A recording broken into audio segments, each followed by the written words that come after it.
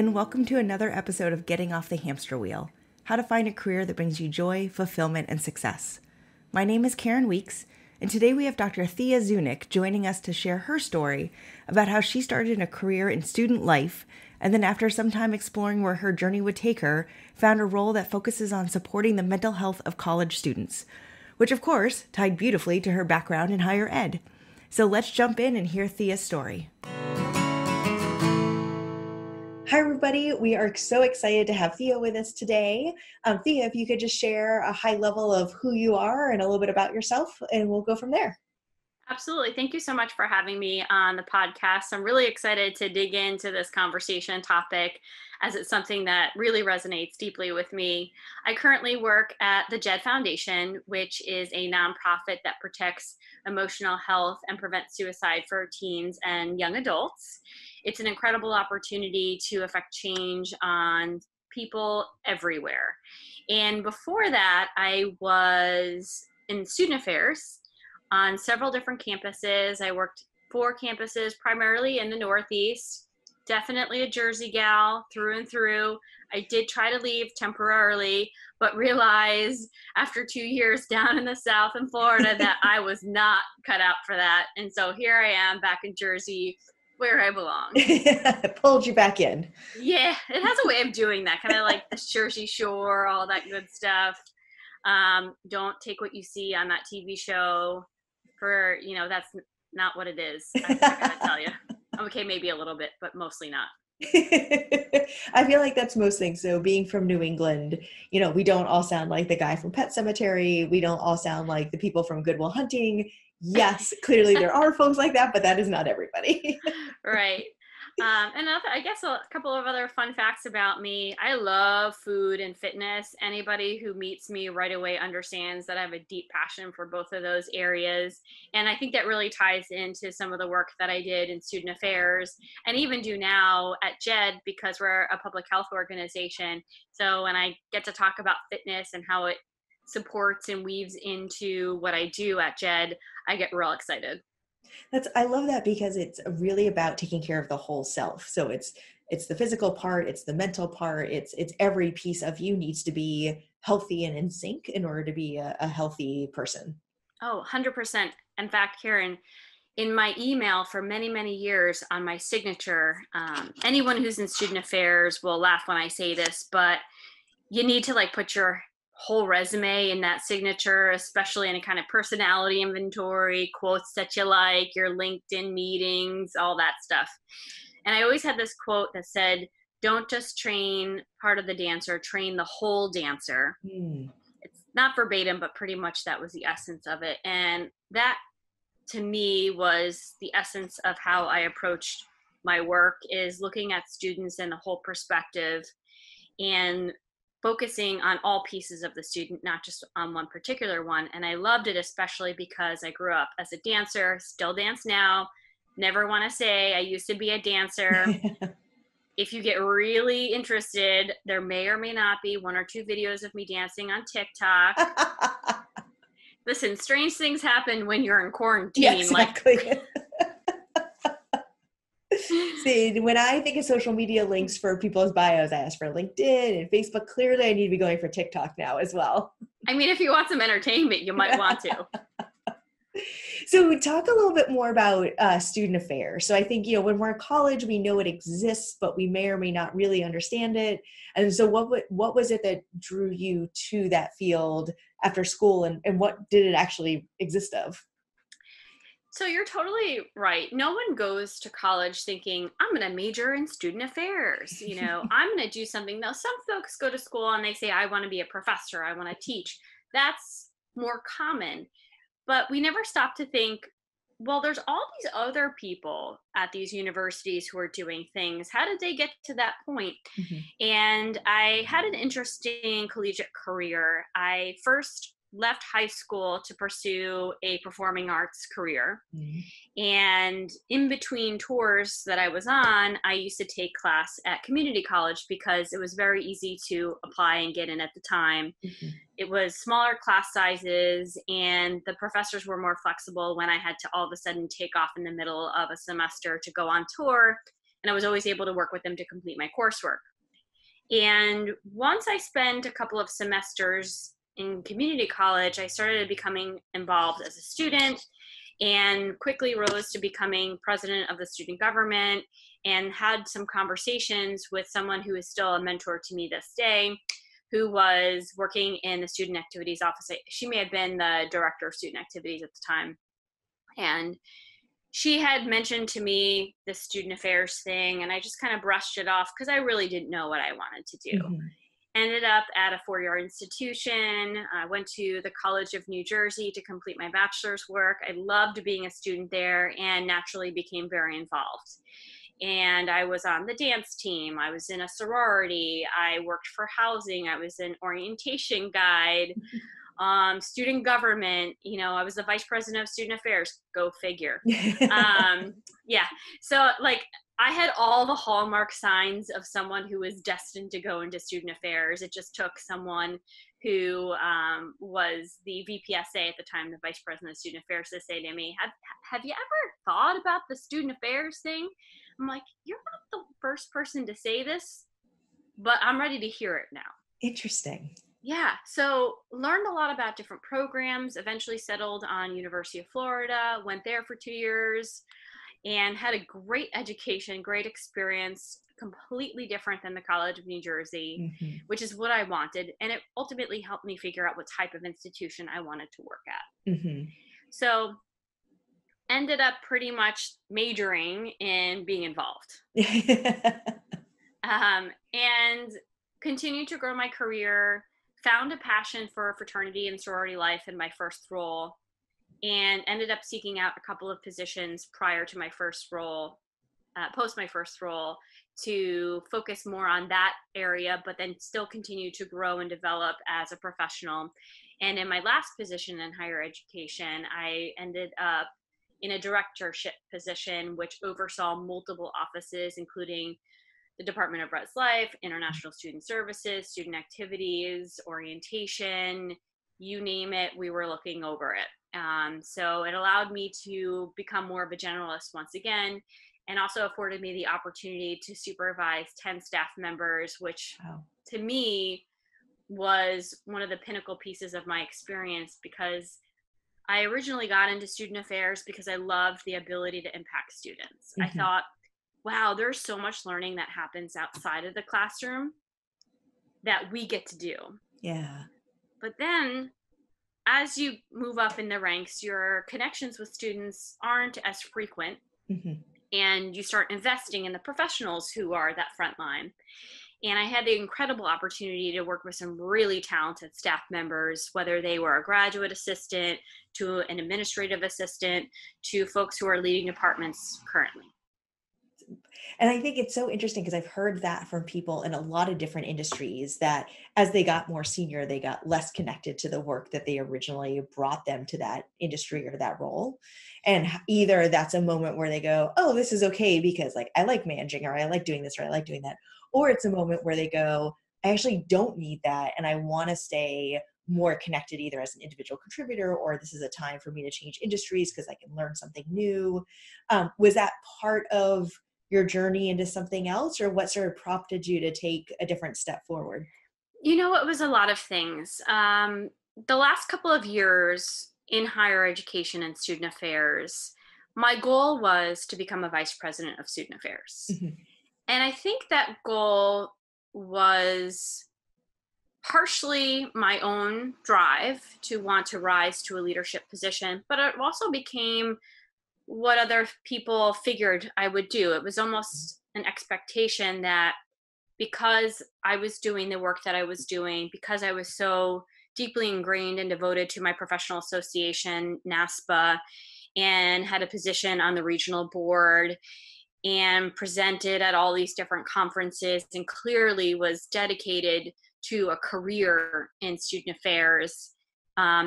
Also did this, whole doctoral journey and graduated in, I guess it was like 2017 already. It's been a couple of years, with my doctorate from Rutgers University in the design of learning environments. So I was doing all the things that you're supposed to do to get Mm-hmm. to the place of becoming a vice president. But then I started to think about, is this really what I want? Yeah. And as you learn more about positions and you kind of grow and surround yourself with people who are in that role, I said, wow, I've learned a little bit too much about what this actually is Mm. compared to what I thought it was. And I began to question, is this the right path for me? Mm-hmm. Is this something that people expect me to do and I expect of myself because I'm a high achiever and that's why I'm doing this? Or is this really what I'm meant to do? Yeah. And I wasn't sure anymore. It's so interesting because I went through a similar journey, actually more in my personal life, about like what it meant to be at a certain stage or a certain age. And I realized I was doing things for other people, not because it was actually what was bringing me joy or how I wanted to decorate my apartment. And I wonder if more people actually have those moments of, oh, I got down this path because I thought I was supposed to, or I'm really good at it, so of course I should follow that. Why would I ever want to make a change? And I think there are moments in our life, they're not about an age, but for other drivers that make us take a step back and reconsider, do I actually want to keep doubling down on this? Or do I want to take this as a moment and go down a different path? Yeah, I agree. And I think that there are some things about higher education that are very confusing and convoluted right now. And I began to second guess myself as to whether or not this is where I wanted to be at this moment. Mm-hmm. Yep. And to be totally transparent, Yeah. I think the future of higher education is unclear. And I said, I'm not sure if I see myself in this field in 10 to 15 years anymore as the landscape has continued to change. And that's a conversation I've had openly with anyone who's wanted to talk to me about my journey in higher ed. I mentor a lot of young professionals or undergraduates who want to go into higher education. I've been an adjunct professor at a couple of institutions. And while I absolutely deep in my soul believe in higher education and the experience that it provides for students and the work that student affairs does, I just didn't know if it was for me at this time. Yeah.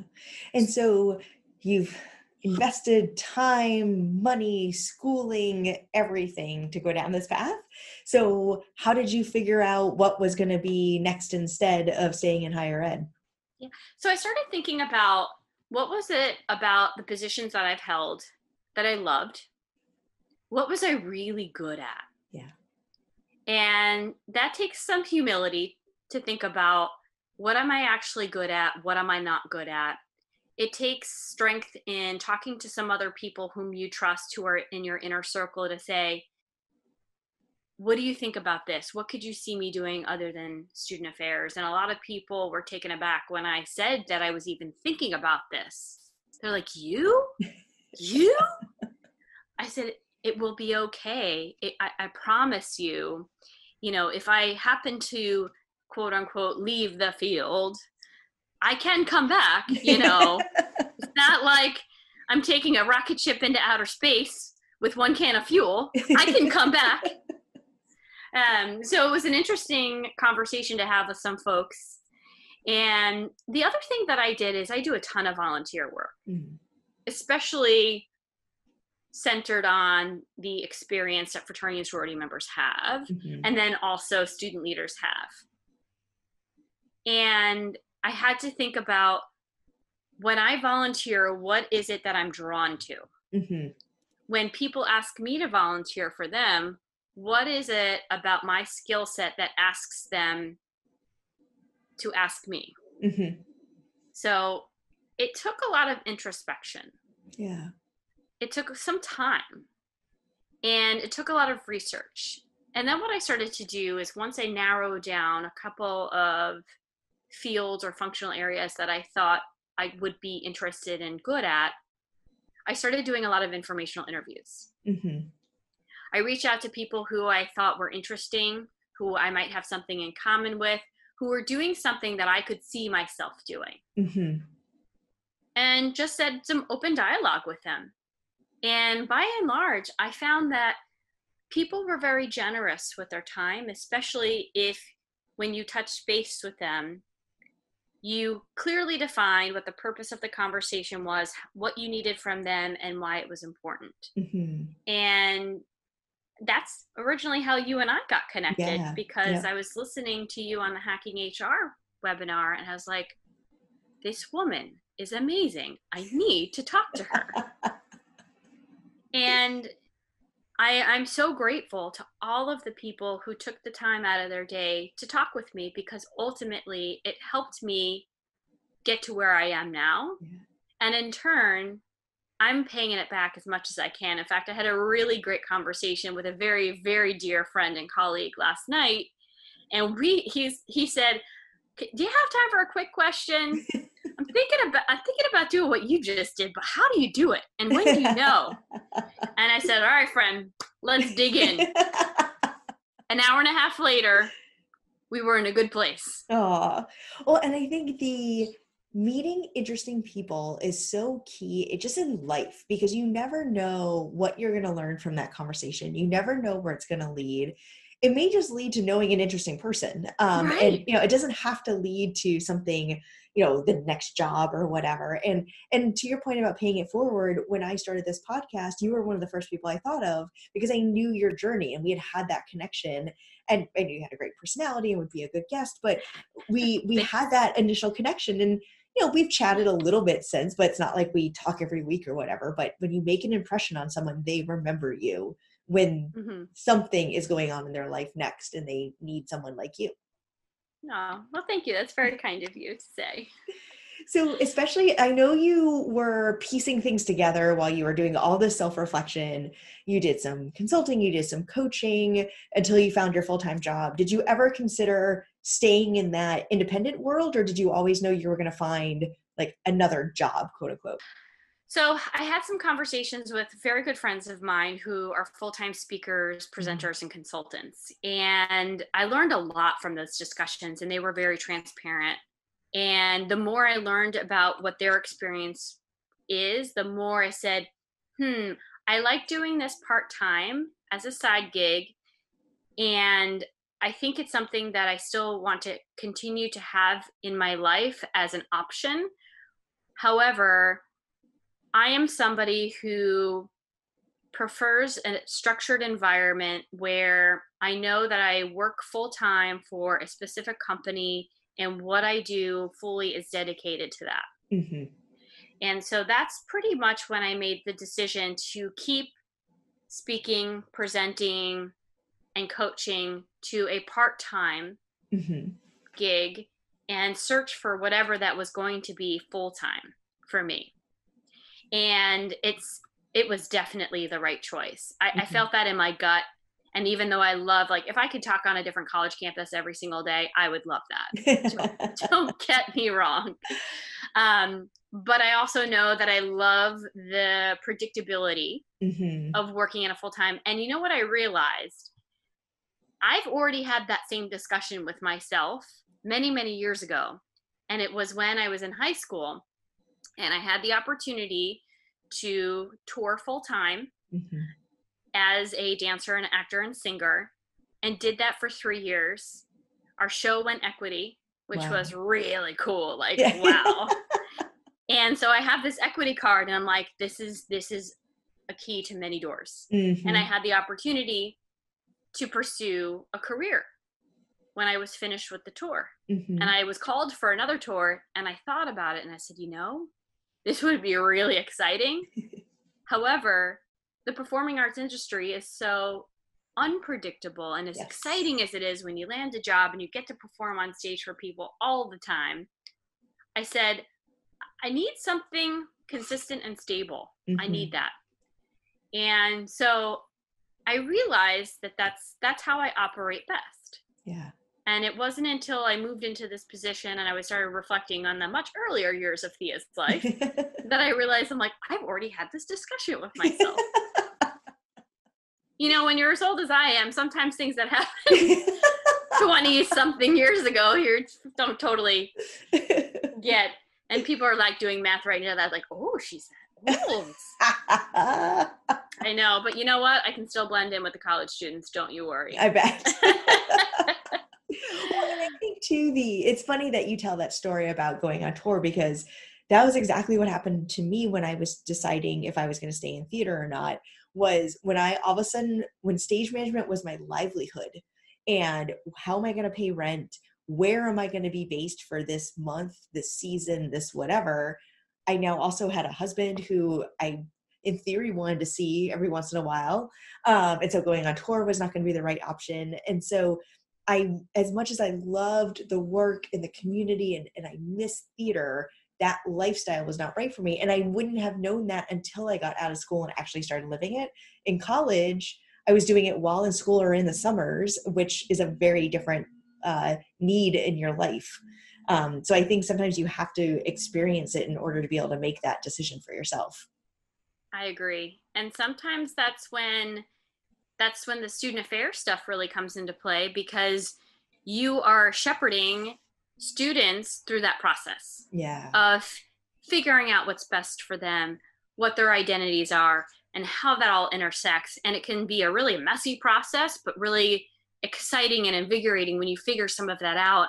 And, I was honored to be able to work directly with and watch some of these students grow. And even to this day, I am in touch with many of the students that I advised. And sometimes they'll still reach out to me for advice or to share a breakthrough that they had. Or, you remember when we had that discussion 15 years ago and you said this? I just got it. So it's something that I'm so grateful that I had these experiences with the students and the staff that I worked with. Wouldn't trade it for the world. Wouldn't trade it at all. So how did you put all that together to then figure out, okay, so if I am going to get a quote unquote internal job in an organization that is still feeding those things that I loved, how did you go about finding what kind of companies or roles made sense for you?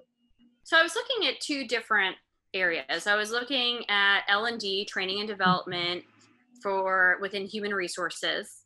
And then I was also looking at nonprofit organizations that were loosely or even tightly connected to universities. Mm-hmm. So for me, the opportunity to be in an environment that focused on learning, and then also my ability to train and develop other people, that needed to be present. Yeah. I also care deeply about the mission of whatever organization that I work for. Mm-hmm. That's something that I look at when I'm potentially applying for a position and interviewing, but not only just the words on the paper, but the action behind it. Yeah. And so I looked at things like, if you value diversity, equity, and inclusion, and your website is a whole bunch of white identified people, I'm like, well, I don't see the congruency here, so maybe this isn't for me. If it's they say they value teaching and learning and professional development, and you see right on their website all of the different things that they have their employees engage in, or even during your interview process to ask those questions, is how do the people who work for you continuously learn and become better humans? And so there's a lot of different things, and they were all variables that I looked at when I was looking at different companies. And when I was interviewing, I spouted all of the reasons why I was sitting in that chair in front of them. And I think a lot of people weren't necessarily prepared for that. I said, but that's my higher ed showing right there. And ultimately, I had my interview with the JED Foundation, and I remember it so distinctly. I remember sitting in a coffee shop with my now boss, and just the conversation flowed. And before we knew it, we had ideas of what and how things could go if I were to work for them. And I knew walking out of that space, I said, this is it. This is where I want to be. This is where I want to work. And this is who I want to work for. Mm-hmm. I was just so incredibly impressed, not only by my current boss, but also the mission and the way in which it carried itself for the JED Foundation. Yeah. And another reason why I loved it is because it allowed me to still be loosely connected to universities and working for an organization that bettered the experience for these collegiate students and people who are eventually going to enter into that age bracket, even if they don't go to college, because we still make sure that we connect with young adults, because sometimes they are most vulnerable to having challenges with mental health or struggling with suicidal thoughts because they don't have that support network that universities and colleges provide. Sure. Yeah, they get sort of thrown right into real life without any sort of transition that often a university helps them go through. Right. And so I remember having the conversation with Ed.D, who's my boss right now, and I said, this is where I want to be. Wow. That's awesome. So it worked out. Every day that I sign on to my computer, I used to say enter the office. But in these times it's a little bit different. I am so grateful to work for this organization. I am so grateful that this is where I landed, because I will be honest, deciding to leave higher education and find a new path and pivot slightly and enter into the nonprofit world. Although I did a lot of things that were super nonprofit beforehand. Mm-hmm. Every time I do something, I'm like, oh, I did something like this already. It's just in a different context. But I had some great support. My family was amazing. They love me every day, and I'm so grateful for them. I have some friends who are even better to me than some of my family members. Yeah. And people who believed in me. And no matter how difficult each day was while I was going through this introspective process, I felt like I had my people if I needed it. Yeah. And I'm in a great place. I am so proud of the work that we do, and it feels good. It feels really, really good. That's amazing. And you can so tell the way you describe it. Like your face lights up, you can hear the passion in your voice. It's so obvious that you have found the right home for you. And I cannot agree more. Whatever you want to call it around you, they will keep you accountable. They'll keep you on your toes. They will support you. They will pick you up. They will say, yes, let's do this. It's scary, but I'm right there with you. And if you don't have those folks in your life, or you have other folks that are not that, push them to the side, gone. Keep the people around you. Again, not the yes people, but like that will be there for you. Oh, because you need your no people too. Exactly. Yeah. You need to say, really? I think that's a good idea. But talk through it, not be just naysayers. Yeah. That's wonderful. Well, you've sprinkled advice in throughout, but any sort of key advice or any sort of, in summary, thing that you want to leave people with? Like if they only take one thing away from this, what's something that they should think about, or what advice would you give? I would say one of the number one things that I would encourage people to take away from this is to believe in yourself. When you're faced with a difficult decision, believe in yourself that you have it in you to figure out the what's next, and that you can do this and you're capable of it. And no matter how difficult it gets, you will find your way. That's amazing. I think that is maybe the best advice we've had so far. Thank you so much, Thea, for sharing your stories, your advice, your vulnerability. Your information will be is in the write-up. So if people want to connect with you, they know how to. But thank you again for your time. I really appreciate it. And thank you so much for having me on the podcast today. This was a lot of fun. Thank you again to Thea for sharing her story. I hope today's conversation helped inspire you. And if it did, please consider subscribing to this podcast, sharing it with others, and leaving a rating and review on the platform of your choice. And don't forget to check out my teachable course and coaching package all about how to change careers. Listeners to the podcast get a 20% discount with the code HAMSTER. Until next time, remember, there's always a way to get off the hamster wheel.